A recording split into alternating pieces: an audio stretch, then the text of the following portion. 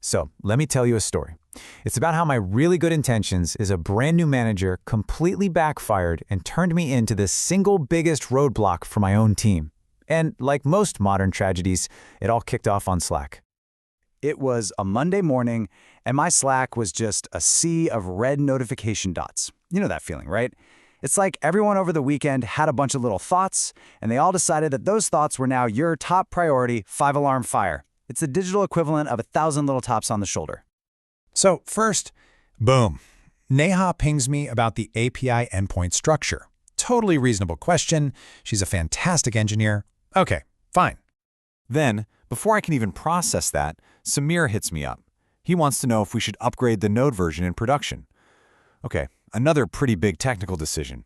I'm already feeling like I'm playing catch-up. And then Karthik jumps in. He's asking to shift the entire deployment window. This is going to be a lot, and I haven't even finished my coffee yet. And then Priya lands the final blow. A quick approval on pagination, option A or option B.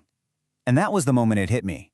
Every single decision, from massive server infrastructure down to a tiny UI choice, was being funneled directly through me. And in my head, I was being a good manager.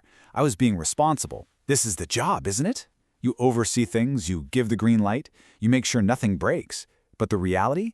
I was totally drowning. I was suffocating, and I was dragging my team's progress down right along with me. The sheer absurdity of it all really hit home with my engineer Rahul. He had this brilliant, well-thought-out infrastructure change all ready to go, and he waited, I'm not kidding, an entire day just to catch me for a 30-second conversation where I just say, yeah, looks good. I had built a system where my team's ability to do their job was completely dependent on my calendar. It was just broken. The real moment of truth, though, that came during our sprint retrospective. I was expecting this lively discussion, but instead, it was just quiet. Way too quiet. It's that kind of quiet where people have a million things to say, but they just don't want to say them to you. After a bit of awkward prodding from me, the dam finally broke. And then Neha said it. That word. Gatekeeping. Oof, it stung. Mainly because she was 100% right. My intention was to maintain quality, but the impact was that my team felt like I didn't trust them. They felt disempowered, blocked, and basically treated like they couldn't be trusted to do anything right without me looking over their shoulder. And this right here, this shows you the real-world cost. We had a critical bug pop up in production. Samir, bless him, found the fix in like 5 minutes, but I was stuck in some off-site meeting, totally unreachable, for 2 hours. 2 hours! Our clients were complaining and our system was broken, all because Samir was waiting for my permission. He finally just deployed it himself, and of course it worked perfectly. We lost 2 hours of uptime, for nothing. That evening, I shuffled into my mentor Kavita's office, probably looking like I'd just been run over by a bus. She took one look at me, kind of smirked, and just said, "Control issues?"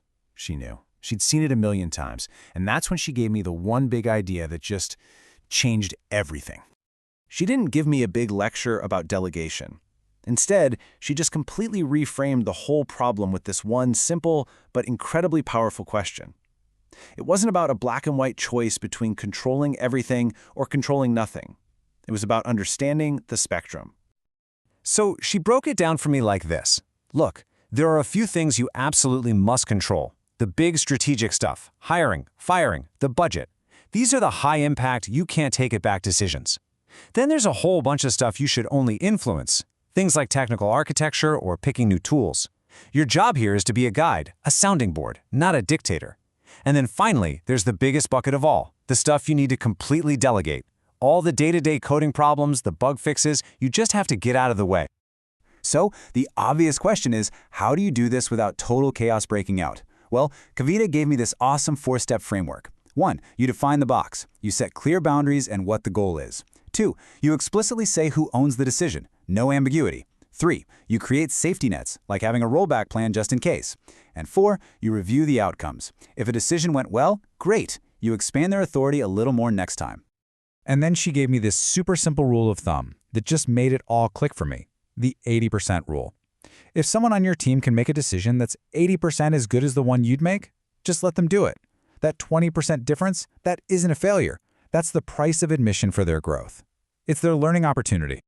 And that brought me to the core lesson of this whole mess, the control paradox.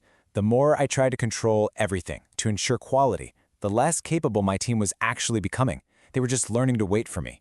By letting go of that control, I wasn't inviting chaos. I was actually creating the space for them to step up and truly own their work. So armed with this whole new way of thinking, I knew what I had to do. The very next morning, I called a team meeting. First thing I did, I apologized. I told them I messed up and that I was the bottleneck. Then, I laid out the new rules of the road.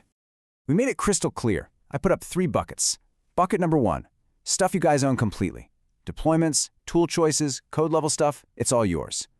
Bucket number 2, stuff where you should consult me, get my input, but ultimately, you make the final call. And bucket number 3, the smallest one, was the very short list of things I absolutely had to approve. The goal here was to literally change the way we talked. We were moving away from a culture of asking for permission and into a culture of ownership. So, "Can I have your approval?" became, "Just so you know, I'm planning to do this." "Which option should I use?" became, "Here's the option I chose, and here's why." It's the difference between waiting and informing. And the results? It was like night and day. I mean, almost instantly, our team's velocity just shot through the roof. People weren't sitting around waiting for me anymore. And here's the crazy part. The quality of the work actually got better. Because when people truly feel like they own a decision, they think about it way more deeply. And the absolute perfect example was Rahul. A few weeks later, he came to me with a new idea. But this time, he didn't ask me for permission. He said, "I'm planning to implement this. I just wanted your input on whether I'm missing any risks." That was it. That was the whole shift, right there. From me controlling to me influencing. We were partners. And that's when I finally got it. My real value as a manager wasn't being the smartest person in the room making all the final calls. My value was in building a team, a system, a culture where a bunch of smart people could make great decisions all on their own. My job was to build capability, not dependency.